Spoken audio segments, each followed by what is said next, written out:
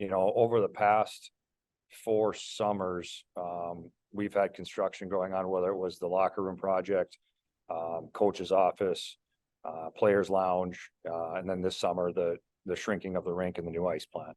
I think it's going to be that's going to be a bigger, it's going to have a bigger impact on us than lots of people might think.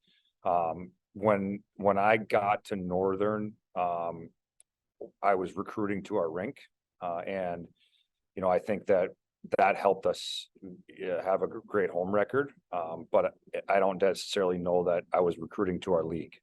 And now with the ability to shrink the rink and into a hybrid, we're going to be able to recruit not only to our rink but to our league. And I think that'll be a benefit to us. In terms of this year's team, there is a hunger with this group that is palpable. You can feel it, and it's not a coach driven hunger. It's a player driven hunger, led by our leadership group, and it's probably as strong of a leadership group we've ever had. And the leaders of that are our captains, Artem Schlading, Gallagher, and Andre Gontos, and there's just a different feel about where we're at. Even though you can never continue from the year before, you always start anew. I think that the idea is to try continue the same process. We were a very day-to-day driven team down the stretch when we were playing our best hockey. We weren't worried about what was happening in the future. We weren't worried about the past. We were only worried about today. And I get a sense that there's a lot of that with this group. I also feel that defensively, that's kind of been an area that we haven't been as strong as I would have hoped over the past few years. I think with returning 6 defensemen and returning our 2 goalies, and I think even the commitment level from the group of forwards, I think we're going to be able to defend as a group of 5 more. And hopefully we're able to win games. Some nights where we don't have our offense. And in terms of team depth, I think we have going to have some really hard decisions at both the forward group and with our defensemen, and those are good issues to have. So through the 3 weeks of practice, I've been very pleased with where our team's at. All right, thank you, Grant. We have a question from Dave Ellis. Go ahead, Dave.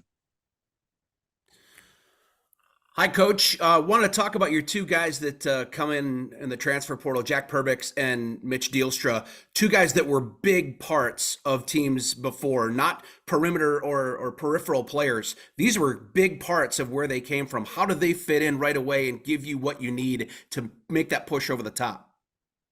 Yeah, I think both of them, have great college hockey experience. I'll start with Jack. When Jack gets on the ice, you can see his talent.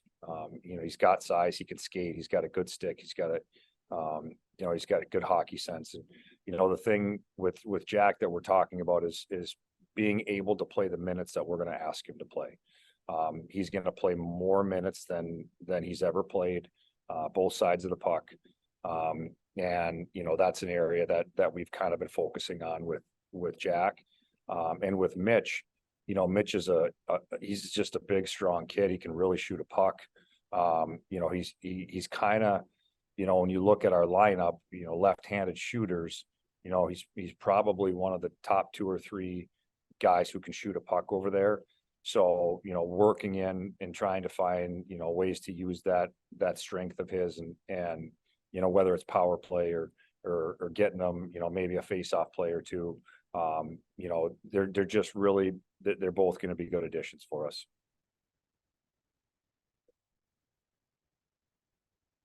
Tim. Coach Tim Rapley from Flow. If you don't mind, can you talk about Andre Gontos, not just his offense, but some of his intangibles, penalty killing, face-offs? What does he bring in addition to those big offensive numbers? I think you touched on it. I mean, he's a complete player for us. He's maybe our best penalty killer. He plays 4-on-4, up a goal, down a goal. Very smart player.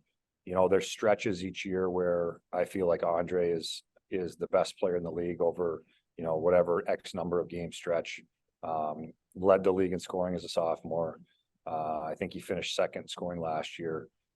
You know, we're just an area with Andre is I think he's focusing on his consistency and trying to bring that level of play over the course of a whole year. Now, obviously that's never going to be possible, but you know, that's an area that Andre has been focusing on, and you can see it. You know, you can even see in practice that he's been very consistent in his approach to practice each day. So, you know, that's a good sign for us. Trent, go ahead. Yeah, hi, Coach. Trent Singer with the Rink Live. You know, you got your defenseman Josh Singer got some preseason love yesterday, and what do you like about where he's at, just kind of heading into this season? I think the one thing to remember is that Josh has only been a defenseman for 2 years. You know, he became a defenseman his last year of junior hockey, and then last year, not only was he transitioning into college hockey, which is a big step for any player, but transitioning into college hockey while learning a new position. You know, the way he can defend today versus the way he was able to defend last year, you know, he's much stronger. He feels, you know, he understands spacing and timing a little bit better.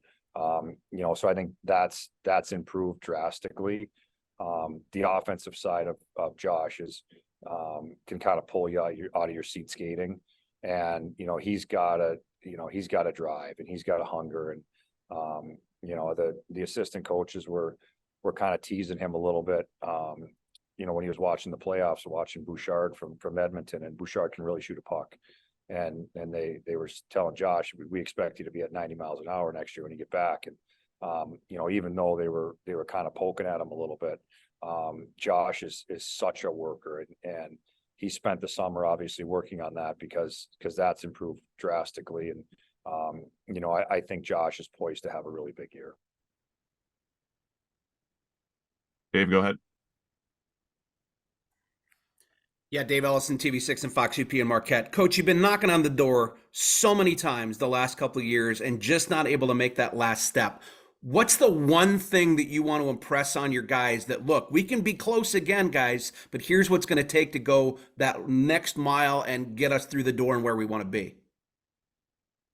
I think with this leadership group in particular, their hunger to take that next step is equal to mine and to our staff. So, you know, I kind of touched on it a little bit at the beginning. We're just taking a day-to-day process. Let's be better tomorrow than we've been today. If we do these 4 or 5 things, the outcome is where we need it to be. You know, and not trying to get so far ahead of ourselves that, you know, we're trying to do, you know, qualify for this or win this or win, you know, just kind of putting ourselves in a position that, you know, each day we're getting better and more consistent is been the best approach for us, and we're going to stay with that. All right, last one from Garrett, unless Alexis wants to ask her question. Go ahead, Garrett. Hey, Grant, Garrett Seawright from 100.3 The Point. Glad to connect with you here. Just going back to Josh, you mentioned, you know, he's early in his development as a defenseman. How long of a process does that take? And how exciting is it that he's at, you know, a preseason all conference level this early into that development? Hi, Garrett. In my experience, I think it usually takes about 2 years for somebody to be fully comfortable playing the position. You know, and Josh is like, he maybe expedited that a little bit.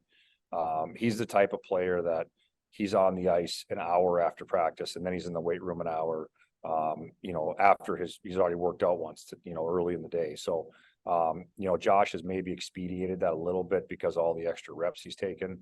But when you have a defenseman that is that mobile, you know, with that skill set, it allows you to do some things in the power play that that maybe you couldn't do with, you know, with some other guys, and especially because of Josh's feet.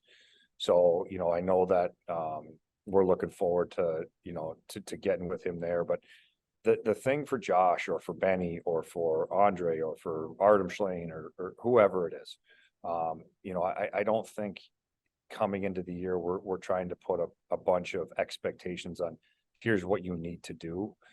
They just need to be the best version of themselves, and hopefully that's better than that what they were last year, you know. And you know, and no different for Josh. You know, it's just try to be better than you were last year, and we will try to put you in the best position that, you know, your ability can shine.